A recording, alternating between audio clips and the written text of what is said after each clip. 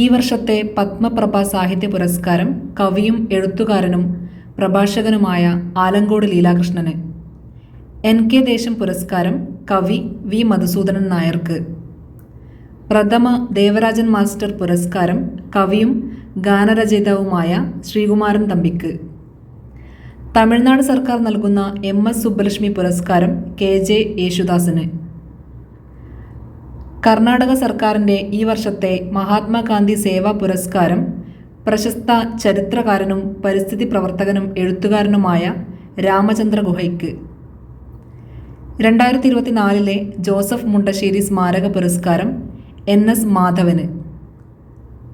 49ാമത് വയലാർ സാഹിത്യ പുരസ്കാരത്തിന് E സന്തോഷ് കുമാറിൻ്റെ തപോമയിയുടെ അച്ഛൻ എന്ന നോവൽ അർഹമായി.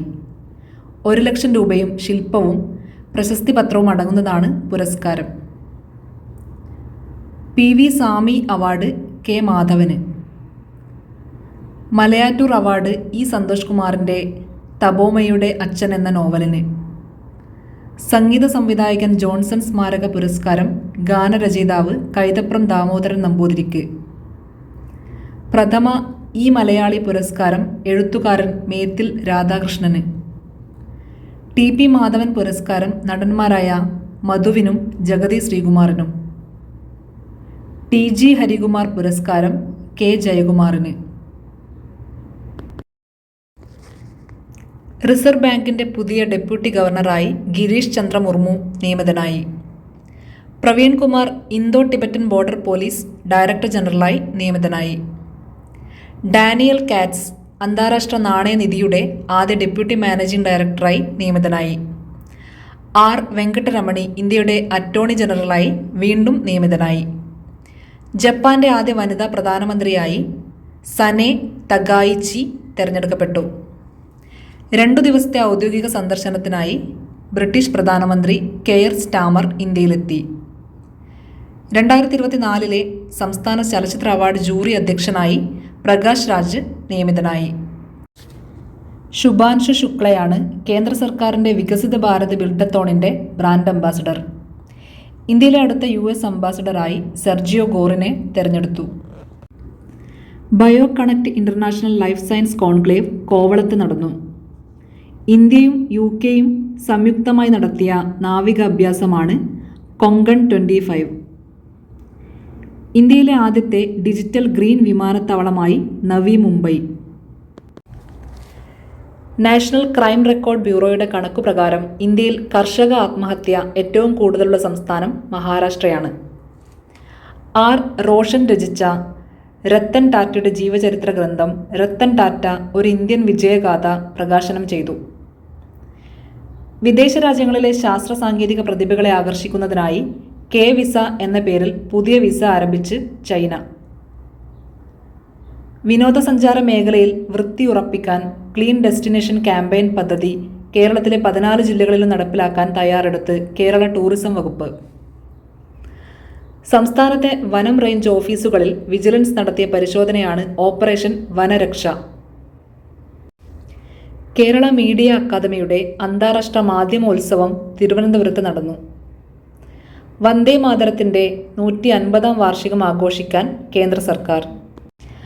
ലോകത്തെ ഏറ്റവും ഉയരം കൂടിയ പാലം ഹുവാൻജിയാങ് ഗ്രാൻഡ് കാന്യോൺ നിർമ്മിച്ച് ചൈന.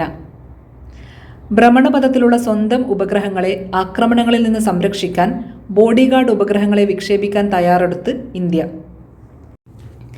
നോബൽ പ്രൈസ് 2025 US ശാസ്ത്രജ്ഞരായ Mary E Brunkow, Fred Ramsdell, Japanese ശാസ്ത്രജ്ഞൻ ഡോക്ടർ ഷിമോൺ സഗാഗുച്ചി എന്നിവർക്കാണ് ഈ വർഷത്തെ വൈദ്യശാസ്ത്ര Nobel.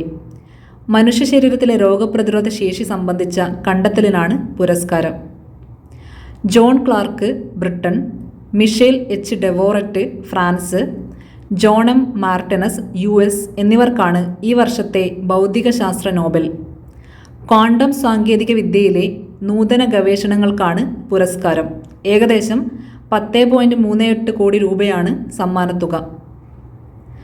സുസുമു Kitagawa Japan, Richard Robson Britain, Omar Yaghi US എന്നിവർക്കാണ് ഈ വർഷത്തെ രസതന്ത്ര നോബൽ.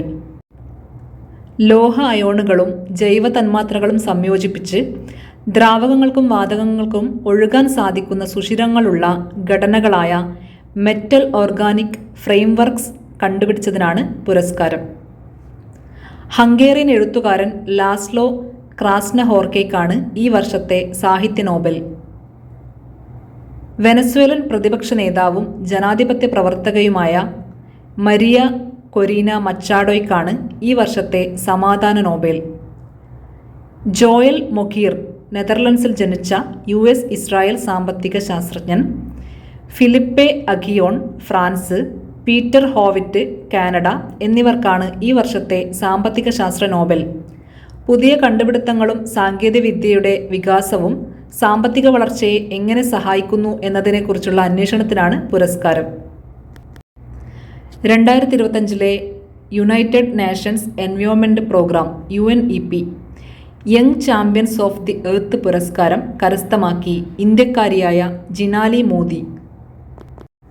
സൗരയൂഥത്തിൻ്റെ അതിർത്തിയായ ഹീലിയോസ്പിയറിനെ കുറിച്ച് പഠിക്കുന്നതിനായി നാസ വിക്ഷേപിച്ച ദൗത്യമാണ് interstellar mapping and acceleration probe. Andaman ദ്വീപുകളുടെ കിഴക്കൻ തീരത്തുനിന്ന് 17 കിലോമീറ്റർ അകലെയുള്ള ശ്രീവിജയപുരത്ത് വൻതോതിൽ പ്രകൃതിവാതക നിക്ഷേപം കണ്ടെത്തി. ലോക പാരാ അത്ലറ്റിക് ചാമ്പ്യൻഷിപ്പ് ഡൽഹിയിൽ നടന്നു.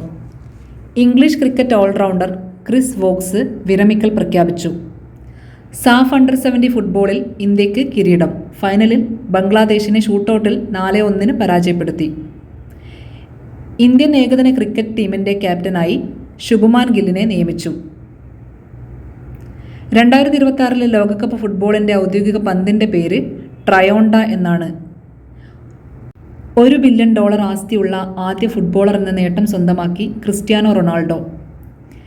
ഏകദിന ക്രിക്കറ്റിൽ ഒരു കലണ്ടർ വർഷം ഏറ്റവും കൂടുതൽ റൺസ് നേടുന്ന വനിതാ താരമായി ഇന്ത്യയുടെ സ്മൃതി മന്ദാന.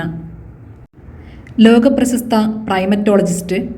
മനുഷ്യരും മനുഷ്യക്കുരങ്ങുകളും തമ്മിലുള്ള ബന്ധത്തെക്കുറിച്ച് പഠിക്കുന്നവരാണ് പ്രൈമറ്റോളജിസ്റ്റ്. ബ്രിട്ടീഷ് പരിസ്ഥിതി പ്രവർത്തകയുമായ ഡാം ജെയിൻ ഗുഡാൾ അന്തരിച്ചു. ഇന്ത്യൻ പത്രപ്രവർത്തന രംഗത്തെ അതികായരിലൊരാളായ TJS ജോർജ് അന്തരിച്ചു. ആരോഗ്യ സർവകലാശാല പ്രഥമ വൈസ് ചാൻസലർ ഡോക്ടർ മോഹൻദാസ് അന്തരിച്ചു. ഇന്ത്യയിലെ ഏക ചെളി അഗ്നിപർവ്വതം മഡ് വോൾക്കാനോ അന്തമാൻ നിക്കോബാർ ദ്വീപിലെ ബാരാതാങ്ങിൽ സ്ഥിതി ചെയ്യുന്നു. ബ്രഹ്മപുത്ര നദിക്കടിയിലൂടെ തുരങ്ക റോഡ് നിർമ്മിക്കാനുള്ള പദ്ധതിയുമായി കേന്ദ്ര സർക്കാർ. ഇന്ത്യയുടെ രണ്ടാമത്തെ anti submarine warfare shallow water craft Androth commission ചെയ്തു. ഒഡീഷയിലെ ബാലസോറിലെ റെയിൽ അധിഷ്ഠിത മൊബൈൽ ലോഞ്ചറിൽ നിന്ന് 2000 കിലോമീറ്റർ ദൂരപരിധിയുള്ള അഗ്നി മിസൈൽ ഇന്ത്യ വിജയകരമായി പരീക്ഷിച്ചു. 6 പതിറ്റാണ്ടത്തെ സേവനത്തിന് ശേഷം ഇന്ത്യൻ വ്യോമസേനയിൽ നിന്ന് വിടവാങ്ങി MiG-21 യുദ്ധവിമാനം. ഇന്ത്യ പുതുതായി നിർമ്മിക്കുന്ന ഭൂതല വ്യോമ മിസൈലാണ് അനന്തശസ്ത്ര.